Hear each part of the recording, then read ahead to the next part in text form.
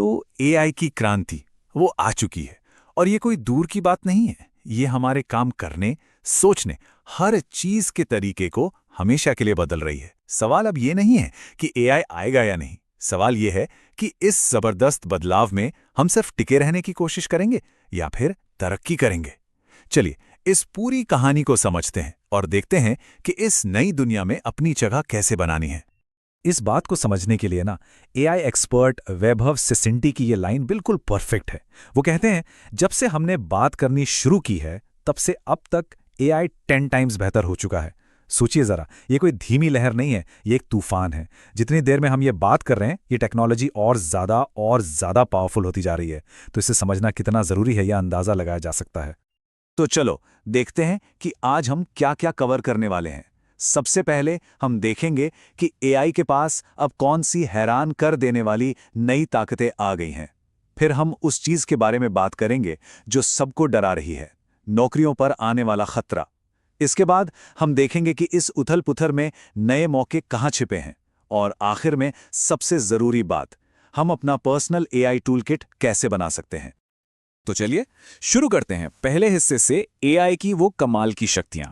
देखिए, एआई अब कोई साइंस फिक्शन वाली चीज नहीं रही, ये हकीकत बन चुकी है। डिनर ऑर्डर करने जैसे छोटे मोटे काम से लेकर किसी के दिमाग में क्या चल रहा है ये समझने तक का काम कर रही है। आइए देखते हैं ये हो कैसे रहा है। अब ये सब हो कैसे रहा है, इसका जवाब है एआई एजेंट्स। इन्हें आप अपने पर्सनल सुपर असिस्टेंट की तरह समझ लीजिए। ये सिर्फ प्रोग्राम नहीं है, ये ऐसे असिस्टेंट हैं जो हमारे लिए सोच सकते हैं, हमारे लिए फैसले ले सकते हैं और मुश्किल से मुश्किल काम को अपने आप पूरा कर सकते हैं। मतलब ये सिर्फ हमें इन्फॉर्मेशन नहीं देते, ये हमारे लिए एक्शन लेते हैं, काम करते हैं। चलो एक बड़ा मज़ेदार सा उदाहरण लेते हैं। मान लीजिए किसी का मन है एक ऐसी पनीर बिरयानी खाने का जो उसने पहले कभी ट्राई नहीं की हो। उसे बस अपने एआई एजेंट को ये बताना है। अब एजेंट क्या करेगा? सबसे पहले वो शहर के सारे टॉप रेटेड बिरयानी जॉइंट्स को स्कैन करेगा। फिर वो ज़ोमैटो की ऑर्डर हिस्ट्री चेक करके उन जगहों को हटा देगा जहां से पहले ही ऑर्डर किया जा चुका है। इसके बाद वो देखेगा कि अभी कौन कौन सी जगहें डिलीवरी कर रही हैं और आखिर में एक परफेक्ट मैच ढूंढकर पूछेगा, ऑर्डर कर दूं? है ना कमाल? बस एक लाइन में काम हो गया। लेकिन बात सिर्फ बिरयानी ऑर्डर करने तक नहीं रुकी है। एआई एजेंट्स हमारी सोशल और प्रोफेशनल लाइफ को भी बदल सकते हैं। जरा सोचिए, अगर किसी जरूरी मीटिंग या इंटरव्यू से पहले हमारे पास एक प्लेबुक हो जो ये बताए कि सामने वाले इंसान से बात कैसे करनी है, तो क्या होगा? और ये कोई कल्पना नहीं है, ये सच है। क्रिस्टल नोज नाम का एक टूल है जो एक क्रोम एक्सटेंशन है। ये किसी भी इंसान के लिंक्डइन प्रोफाइल और ऑनलाइन डेटा को स्कैन करता है और उसकी पर्सनैलिटी का पूरा एनालिसिस कर देता है। ये आपको एक पूरी प्लेबुक बनाकर देता है कि उनसे कैसे बात करनी है, उन्हें कौन से टॉपिक्स पसंद हैं, कौन से नहीं। और इसका दावा है कि ये 95% से भी ज्यादा सटीक है। मतलब एआई अब सोशल स्किल्स में भी हमारी मदद कर रहा है। अब इस बदलाव की रफ्तार को थोड़ा समझते हैं, क्योंकि यही सबसे डरावनी चीज है। देखिए, जब औद्योगिक क्रांति आई थी तो समाज को पूरी तरह बदलने में 100 साल लग गए थे। 100 साल। लेकिन एआई के बारे में अनुमान है कि ये सिर्फ 5 साल में पूरे जॉब मार्केट को तहस नहस कर देगा। और आज हम एआई को जिस पावरफुल रूप में देख रहे हैं, वहां तक पहुंचने में उसे सिर्फ 2 साल लगे हैं। यही रफ्तार इस क्रांति को इतिहास की बाकी सभी क्रांतियों से अलग बनाती है। तो अब आते हैं उस हिस्से पर जो थोड़ा डराता है, नौकरियों पर आने वाला खतरा। क्योंकि इतनी पावरफुल टेक्नोलॉजी जब आती है तो अपने साथ एक बड़ी चिंता भी लेकर आती है। तो चलिए देखते हैं कि कौन सी नौकरियां सबसे ज्यादा खतरे में हैं। यहां ना एक सीधी सीधी लाइन खिंच गई है। ज्यादा खतरे वाली नौकरियां वो हैं जो डिजिटल हैं और जिनमें एक ही तरह का काम बार बार होता है, जैसे कि entry level software developer, accountant या कंटेंट राइटर। दूसरी तरफ कम खतरे वाली नौकरियां वो हैं जिनमें हाथों से मतलब फिजिकल काम होता है, जैसे नर्स, बढ़ई या प्लम्बर। साफ है, जो काम कंप्यूटर स्क्रीन पर हो रहा है वो ज्यादा खतरे में है। और ये कोई छोटी मोटी बात नहीं है। माइक्रोसॉफ्ट की रिसर्च कहती है 40 तरह की नौकरियों पर एआई का सीधा और बड़ा असर पड़ेगा। इसका मतलब ये है कि लगभग हर वो नौकरी जो मुख्य रूप से कंप्यूटर पर की जाती है, चाहे वो सॉफ्टवेयर इंजीनियरिंग हो, ग्राफिक डिजाइनिंग हो या डेटा साइंस, वो किसी न किसी तरह के रिस्क पर है। तो इस पूरी उथल पुथल का इंजन क्या है? वो है इफ दिस देन दैट वाली जॉब्स। मतलब कोई भी ऐसा काम जिसे करने का एक तय तरीका है, एक स्टैंडर्ड ऑपरेटिंग प्रोसीजर यानी SOP है। अगर आपके काम की एक प्लेबुक बन सकती है तो एक AI एजेंट उस काम को इंसानों से बेहतर, ज्यादा तेजी से और लगभग जीरो कॉस्ट पर 24 घंटे कर सकता है। और ये सिर्फ कोई थ्योरी नहीं है, ये असल में हो रहा है। हाल ही में UPS ने 48,000, इंटेल ने 25,000 और Amazon ने 14,000 लोगों को नौकरी से निकाला है। लेकिन सबसे चिंता की बात क्या है पता है? जब भी ऐसी कोई खबर आती है तो इन कंपनियों के स्टॉक के दाम बढ़ जाते हैं। मार्केट इसे एक अच्छी चीज की तरह देख रहा है। और अगर आपको अभी भी लग रहा है कि ये दूर की बात है, तो AI इंडस्ट्री के ही एक दिग्गज एंथ्रोपिक के फाउंडर की ये बात सुनिए। उनका अनुमान है कि अगले 5 सालों में 50%, आधी एंट्री लेवल नौकरियां खत्म हो जाएंगी। ये हमारे पारंपरिक करियर के रास्ते पर एक सीधा और बहुत बड़ा हमला है। तो ये सब सुनकर दिमाग में एक ही सवाल आता है, राइट? कि अगर पुरानी नौकरियां जा रही हैं तो फिर नई नौकरियां हैं कहां?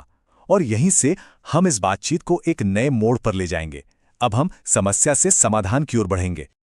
तो चलिए अब डर की बात छोड़ते हैं और उम्मीद की बात करते हैं, क्योंकि हर बड़ी चुनौती अपने साथ उतने ही बड़े मौके भी लेकर आती हैं। और हमें ये देखना है कि खास तौर पर भारत में ये नए मौके कहां बन रहे हैं। देखिए, भारत की इकोनॉमी की सबसे बड़ी ताकत क्या है? अमेरिका की तरह बड़ी बड़ी कंपनियां नहीं, बल्कि हमारे SMEs यानी छोटे और मझोले बिजनेस, यही हमारी अर्थव्यवस्था की रीढ़ हैं। और ये एक बहुत बड़ा बाजार है जहां AI से जुड़े अनगिनत मौके छिपे हुए हैं। तो AI जानने वालों के लिए मौके क्या हैं? अरे बहुत मौके हैं। आप छोटे बिजनेस के लिए AI एजेंट बना सकते हैं जो उनके लिए ग्राहक ढूंढें। आप ऑटोमेटेड वॉइस एजेंट बना सकते हैं जो कस्टमर कॉल्स हैंडल करें। आप एक AI कंसल्टेंट बन सकते हैं जो इन छोटे बिजनेसेस को उनके काम को ऑटोमेट करने में मदद करे। या फिर आप एक फ्रीलांस AI एक्सपर्ट बनकर एक साथ कई कंपनियों की मदद कर सकते हैं। ये सारे असली और आज के मौके हैं। AI की वजह से ना एक बिल्कुल नया बिजनेस मॉडल भी बन रहा है।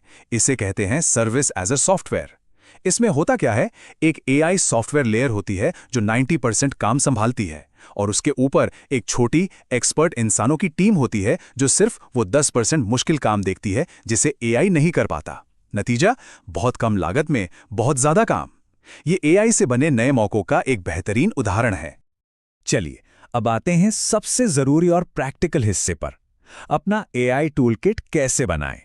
यहाँ हम उन टूल्स और तरीकों के बारे में जानेंगे जिनकी हमें इस नई दुनिया में कामयाब होने के लिए जरूरत पड़ने वाली है।